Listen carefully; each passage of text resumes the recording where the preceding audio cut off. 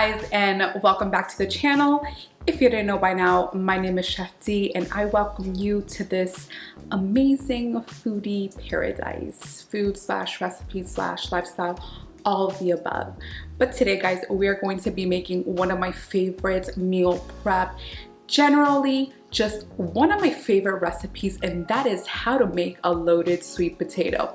Now of course, we have two different things going on. We have how to make obviously a sweet potato in the oven, step one. Step two is how to make this beautiful ground beef squash filling, which is absolutely delicious. I mean, literally I make a whole bunch of this, store it away, and scoop it out whenever I'm ready to make it with my sweet potato.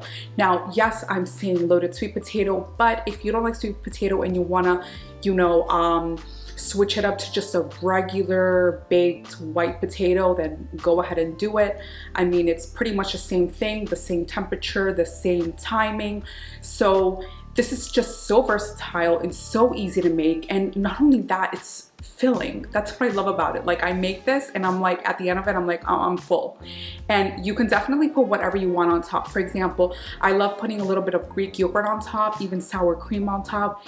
You can put chives, you can put chopped up parsley or chopped up cilantro. Honestly, the choices are endless, and this is what I love about this recipe.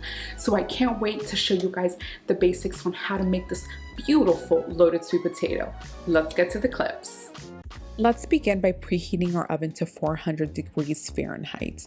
Beforehand, we need to make sure that we have washed and scrubbed these sweet potatoes thoroughly and patted them dry either with a kitchen towel or a paper towel. This is going to be really important before we get started with anything else. Next, what we're going to be doing is either with a knife or with a fork. Like you see in the video, I'm literally just poking holes all around the sweet potatoes. Now, this is really important because this is going to guarantee that the potatoes not only cook consistently, but also thoroughly. Another tip that I have for you guys is please buy the potatoes that are either in a medium size or a large size range. Do not get those extra large baked potatoes or abnormally large sweet potatoes, because we want the potatoes to cook consistently and evenly in the oven. In a medium sheet pan or a cookie sheet, place your aluminum foil or parchment paper, or both, like I'm doing in the video. And this is honestly just going to ensure that you're just going to have an easier cleanup, no mess, and no hassle. Now we're going to be spraying our cooking spray of choice, or if not, you can definitely use a neutral oil of your choice. I would say about 1 tablespoon, and just massage everything thoroughly so each bite of that potato, each skin has that nice and lovely oil. Now it's time to bake our potatoes, aka let's roast them up for 40 to 60 minutes. Meanwhile, this is roasting, we are going to begin with our ground beef veggie combo. And now on to our spice mix of ingredients for our ground beef. Like you know, I love seasoning every single part of a recipe. So in a large bowl, we have our ground beef. We're adding in our half a teaspoon of ground clove. Next, we're going to be adding in 2 teaspoons of salt, or the salt to your liking, just depends on what you like. Next, we're going to be adding in our 1.5 teaspoons of black pepper, again, to your spice level and of choice. Next, we're going to be adding in 1 teaspoon of a dried oregano, and lastly, 1 teaspoon of smoked or sweet paprika. And now we're just going to be mixing everything until it is combined. Once we do that, automatically we're going to be adding in our special ingredient, and that is balsamic vinegar. That is going to really give you that umami flavor that we're looking for, and that beautiful different kind of taste to it. Now to cook our ground beef, turn your stovetop to a medium-high heat, and in a large saute pan or a large skillet, add in your olive oil or neutral oil of choice. Before adding in our veggies, we just want to make sure that we get that oil nice and hot, not burning, but you know, a nice mild heat going on. And now we're adding in our onions. Next, we're adding in our shredded carrots. And lastly, we are adding in our peppers. And I like adding to this a pinch of salt. And this is really going to help everything cook a little bit more faster, and it'll get translucent and much more flavorful. Like I said, we want to add a little bit of seasoning to each part of the recipe. We're gonna want to let the veggies cook for 3 to 5 minutes or until nice and translucent. Now it's time to add our seasoned and spiced ground beef. Now, my utensil of choice for cooking this ground beef is going to be a wooden spoon, and we're just going to mince that up. And pretty much we're going to be cooking the beef partially for about 7 minutes. Once our 7 minutes are up, we are adding my favorite ingredient for this, and this is going to be about 2 to 3 tablespoons of ketchup or catsup.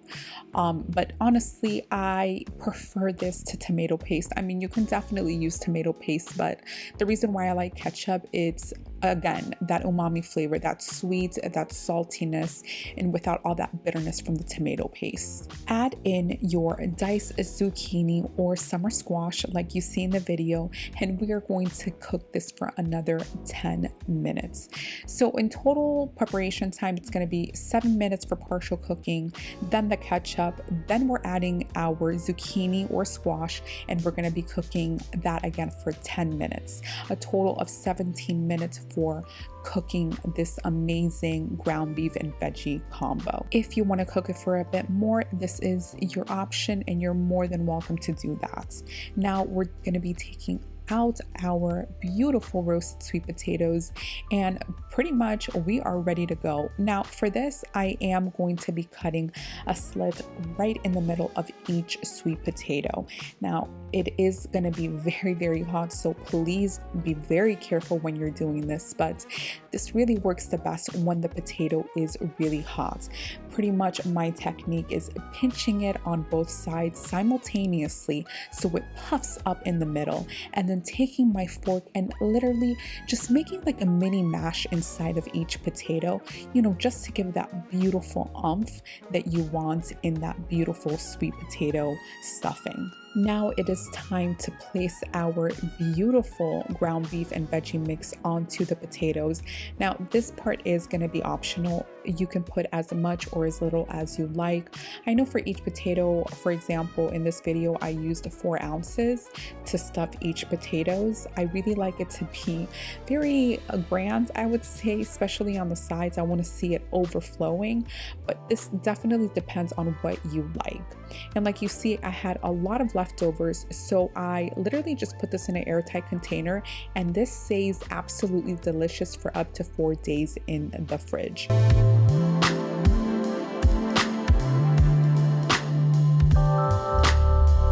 The last step is to add your favorite shredded cheese of choice.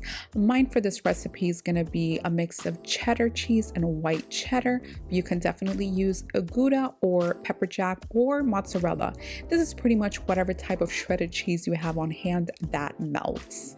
Turn your oven to a broil setting. I'm definitely recommending to stick into a low broil instead of a high broil. We want this nice and melted. It's pretty much going to be inside of there for 5 to 7 minutes. Look at that beautiful, crispy, cheesy crust. For the sauce, we're going to be needing half a cup of sour cream, 3 tablespoons of horseradish puree, and half a teaspoon of salt. Let's give this a really, really nice mix, and you have your 5-second sauce, I would say. Creamy and delicious and a bit spicy with a kick. And now let's dollop that on top of that beautiful stuffed sweet potato.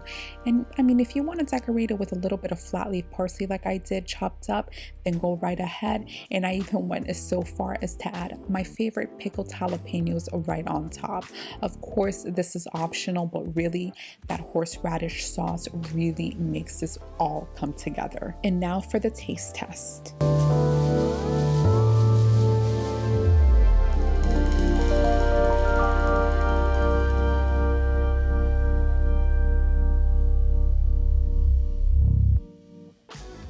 so good, so good. Oh my, guys, look at this beautifulness that I'm looking at right here. Now we're going to give it a little test try to see if the magic happens.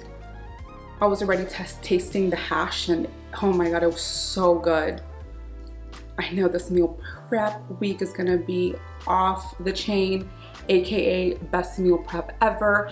Obviously you can make this on the spot, but as you guys know, my side job is being a private chef, so I need to make sure that I am being well fed as well. Okay, y'all, enough talking. Let's get to trying this. Oh, that one just fell. Okay, let me give it another one.